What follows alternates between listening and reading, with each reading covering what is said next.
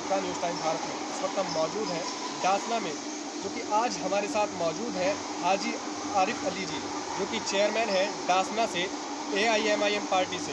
आज हम इनसे बात करेंगे कि आखिर विधानसभा चुनाव आने वाले हैं और विधानसभा चुनाव के पद के दावेदार भी हैं। हम इनसे जानेंगे कि आखिर किन मुद्दों को लेकर ये जनता के बीच में जाने वाले हैं, आखिर पार्टी के क्या मुद्दे हैं जिन्हें लेकर पार्टी जनता के बीच आएगी और काम करेगी। क्या कहेंगे आप? देखिए, सर्वप्रथम तो मैं न्यूज़ टाइम भारत का बहुत बहुत शुक्रिया अदा करता हूँ कि आप लोग मेरे पास तक आए और मेरी बात जनता तक पहुँचाने की कोशिश की। आप लोगों का बहुत बहुत शुक्रिया। और जहाँ तक आपने सवाल किया कि किन मुद्दों को लेकर हम जनता के बीच जाएंगे, तो हमारी पार्टी का जो मुख्य उद्देश्य होगा वो होगा शिक्षा और स्वास्थ्य और विकास। इन तीन मुद्दों को लेकर हम लोग जनता के बीच जाएंगे। क्योंकि पहले जो राजनीति होती थी, पार्टियां इलेक्शन लड़ती थी, वो विकास के मुद्दे पे लड़ती थी, शिक्षा के मुद्दे पे लड़ती थी, स्वास्थ्य के मुद्दे पे लड़ती थी। लेकिन अब जो ये बीजेपी सरकार है, इसने इन तीनों मुद्दों को छोड़ दिया है और तीनों मुद्दे ख़त्म करके बस इन्होंने एक मुद्दा ले रखा है, हिंदू मुस्लिम के देश में हिंदू मुसलमानों को आपस में लड़ाओ और राज करो। जो अंग्रेज़ों का काम था वही काम बीजेपी कर रही है। तो इसलिए हमारा इस तरह का कोई एजेंडा नहीं है। हमारा एजेंडा सीधा सीधा है कि हम विकास पे काम करेंगे, स्वास्थ्य पे काम करेंगे और शिक्षा पे काम करेंगे। अच्छा आरिफ अली जी, ये तो हुए पार्टी के मुद्दे, लेकिन आपके क्षेत्रीय मुद्दे क्या होंगे? देखिए, हमारे पर्सनल क्षेत्रीय मुद्दे जो हैं वो मैं आपको बताऊं, अगर जनता ने हमें मौका दिया तो इंशाअल्लाह कम से कम 250 गरीब लड़कियों की शादी हर वर्ष हम अपनी जेब के खर्चे से करेंगे। जिस तरह से हम नगर पंचायत डासना में शादी करते हैं, क्योंकि नगर पंचायत एक छोटा दायरा है, नगर पंचायत डासना वाले लोगों ने अपनी मोहब्बत से मुझे नवाजा और मेरी वाइफ को चेयरमैन बनाया। तो जिस तरह से हम चेयरमैनी से पहले शादी करते थे, इसी तरह से प्रति वर्ष अब भी हम नगर पंचायत में शादियां करते हैं गरीब लड़कियों की। इसी तरीके से दौलाना विधानसभा के लोगों ने अगर अपनी प्यार मोहब्बत से हमें नवाजा तो इंशाअल्लाह हम कम से कम 250 गरीब लड़कियों की हर वर्ष हम शादी करेंगे। अच्छा, लोगों का लगातार कहना है कि जब पार्टियां आती हैं, जब चुनाव आते हैं, तब सभी पार्टियां वादे करती हैं, दावे भरती हैं नए नए, लेकिन उसके बाद जैसे चुनाव जीत जाते हैं तो सभी के दावे खत्म हो जाते हैं, वादे खत्म हो जाते हैं। तो क्या आपकी पार्टी भी इसी तरह से काम करेगी या वाकई कुछ मेहनत करके दिखाएगी? देखिए, हमारी पार्टी का इतिहास है हैदराबाद में, तो हमारी पार्टी वहाँ पे काम कर रही है। उसी तरीके से रेगुलर हमारे जो वो विधायक हैं, जो MP हैं, वो जीत के आ रहे हैं। इसी तरह से हम लोग डासना में काम कर रहे हैं, 4 साल हो चुके हैं। तो हमारा इतिहास तो आप डासने से मालूम कर लो, डासने की जनता बता देगी कि हमने झूठे वादे करे हैं या सच्चे वादे करे हैं। हमने जो वादा किया है उसको निभाया है। हमने गरीब लोगों की पेंशन बंधवाई है, विधवाओं की पेंशन बंधवाई है, जो सीनियर सिटीजन हैं उनकी पेंशन बंधवाई है।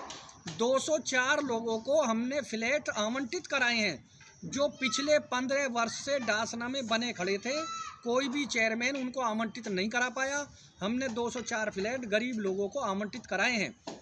लगभग 1000 लोगों को प्रधानमंत्री आवास योजना से हम 2.5 लाख रुपए का लोन दिलवाकर उनके मकान बनवा चुके हैं।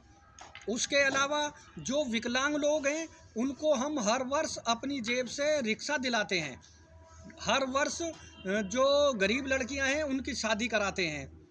और विकास के बारे में आप देख लो कि डासने का मेन रोड इस तरह का हमने बनाया है कि आप अगर गाड़ी में गिलास रख देंगे पानी का भर के, तो इंशाअल्लाह मुझे ये उम्मीद है कि वो पानी आपका गिलास में से छलकेगा नहीं। डासने के हर रोड पे हमने लाइटें लगवाई हैं, बहुत बड़े बड़े खंभे लगा के। और आज ऐसा लगता है जब आप डासने के अंदर जाएंगे जैसे किसी हाईटेक सिटी में या किसी अच्छे शहर में आप जा रहे हो। तो विकास तो हमारा आप लोग डासने में देखिए, डासने के लोग बताएंगे कि हमने कितना विकास किया है। हमने शौचालय बनवाए हैं कम से कम 400 गरीब लोगों के, जो लोग अपने घरों में शौचालय नहीं था और वो जंगल में शौच के लिए जाते थे, उनके घरों में 400 शौचालय हमने बनवाए। उसके अलावा लगभग 10 शौचालय हमने आम जनता के लिए, जनता की सुविधा के लिए गांव के चारों तरफ बनवाए हैं। और जनता की सुविधा को देखते हुए अपनी नगर पंचायत में एक नाले की सफाई के लिए हम लोग एक मशीन लेके आए। उसके बाद एक बड़ी मशीन हम लोग ला रहे हैं जो रोड की सफाई करेगी। 30 टर्री ई रिक्शा जो सफाई के लिए एक एक घर पे जाके कूड़ा उठा के लाते हैं, वो हमने खुद बनवाए हैं। लेकिन ये अभियान तो मोदी जी का चलाया हुआ है, स्वच्छता अभियान। देखिए, मोदी जी हो या हम हो, बहुत सारी नगर पंचायतें ऐसी हैं जहां आज भी सफाई नहीं है। इससे पहले नगर पंचायत में जो है इसमें तो चेयरमैन का रोल रहता है, क्योंकि मोदी जी ने तो हमारे जो 2% का पैसा आता था 3 साल से सारी नगर पंचायतों का पैसा रोक रखा है। 2 साल से 3 साल से वो 2% का पैसा भी नहीं मिल रहा किसी भी नगर पंचायत को। गाजियाबाद के अंदर 4 नगर पंचायतें हैं, चारों में से किसी को भी 3 साल से 2% का पैसा नहीं मिला है। अच्छा, एक सवाल है, लोगों के मन में अक्सर एक सवाल आता है, जब राष्ट्रीय अध्यक्ष ओवैसी बैरिस्टर ओवैसी जी का नाम आता है तो लोग कहते हैं कि ये जो पार्टी है, एम पार्टी जो है, ये मुस्लिमों की पार्टी है। तो क्या वाकई ये मुस्लिमों की पार्टी है या सभी जाति के लोग इसमें?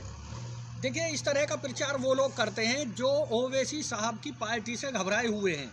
जिन्हें ओवैसी साहब से डर लगता है वो लोग इस तरह का दुष्प्रचार करते हैं। कोई कहता है वो सिर्फ मुस्लिमों की बात करते हैं, कोई कहता है वो बीजेपी के एजेंट हैं। मैं आप लोगों से ये सवाल करना चाहता हूँ पत्रकार बंधुओं, पिछले 4 महीने से बैरिस्टर साहब चिल्ला चिल्ला कर ये कह रहे हैं कि बीजेपी को छोड़ के हम हर पार्टी से गठबंधन करने के लिए तैयार हैं। तो क्यों नहीं समाजवादी पार्टी, बहुजन समाज पार्टी उनसे गठबंधन करती? जब हम बी टीम हैं तो आप हमसे गठबंधन करो, सारा आईना सामने आ जाएगा।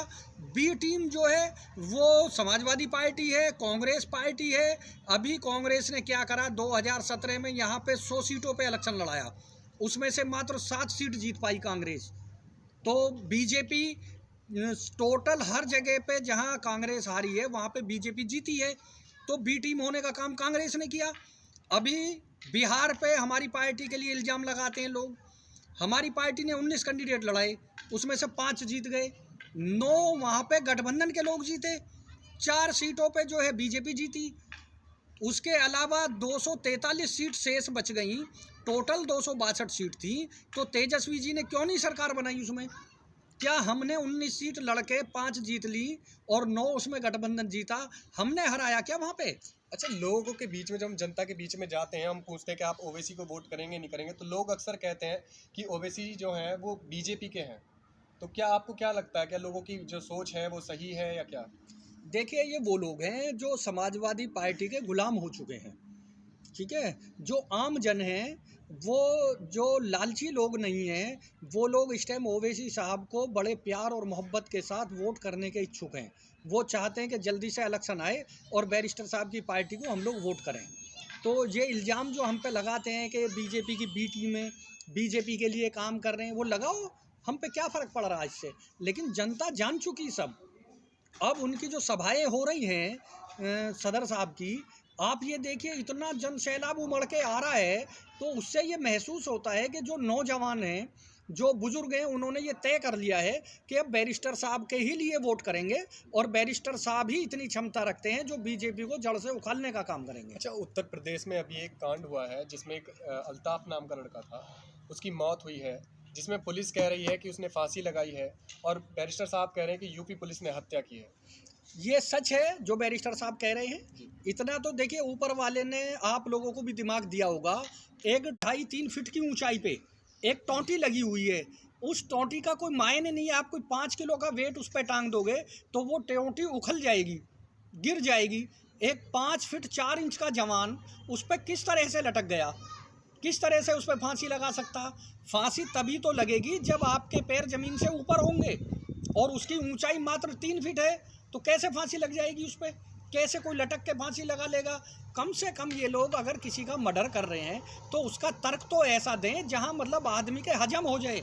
उसका मर्डर किया है, पुलिस ने उसको मारा है, और ये जो सेकुलर पार्टियां हैं ना, मैं पत्रकार बंधु आपसे ये बात करूंगा कि ये सवाल आपको उन सेकुलर पार्टियों से करना चाहिए। जब गुप्ता जी मरेंगे तो अखिलेश भैया जाएंगे 20 लाख रुपए दे के आएंगे। लखीमपुर खीरी में किसान मरेंगे तो सरकार भी जाएगी, अखिलेश भैया भी जाएंगे, राहुल गांधी भी जाएंगे। अल्ताफ के लिए इन सेकुलर पार्टियों के मुंह में टेप लग गई क्या? अच्छा, ये लोग क्यों नहीं बोलते उसके लिए? ओवैसी जी ने क्या किया? ओवैसी साहब कह रहे हैं कि उसको इंसाफ दिलाया जाए। ओवैसी साहब के अलावा कोई आवाज़ उठाने वाला नहीं है। वो हर दलित, हर मुसलमान, हर ब्राह्मण, जितने कमज़ोर लोग हैं, जितने पिछड़े लोग हैं, जिन पे जुल्म किया जाता है, बैरिस्टर साहब हर उस आदमी के लिए आवाज़ उठाते हैं। ये इल्ज़ाम भी उन पे गलत है कि वो सिर्फ मुसलमानों की बातें करते हैं, वो सर्व समाज की बात करते हैं बैरिस्टर साहब। अच्छा, एक आखिरी सवाल है आपसे। 2022 के इलेक्शन है, विधानसभा चुनाव के इलेक्शन है, उसमें आपको क्या लगता है एमएम पार्टी जो है वो पूर्ण बहुमत से आएगी या गठबंधन करेगी? देखिए, बैरिस्टर साहब का कहना ये है, अगर बीजेपी को छोड़ के कोई भी पार्टी हमसे गठबंधन करे तो हम गठबंधन करने के लिए तैयार हैं। अगर गठबंधन नहीं करते हैं तो हम ज़्यादा से ज़्यादा सीटों पे जो है इलेक्शन लड़ेंगे। ऐसी ही बड़ी खबरों को देखने के लिए जुड़े रहिए हमारे साथ। News time Bharat.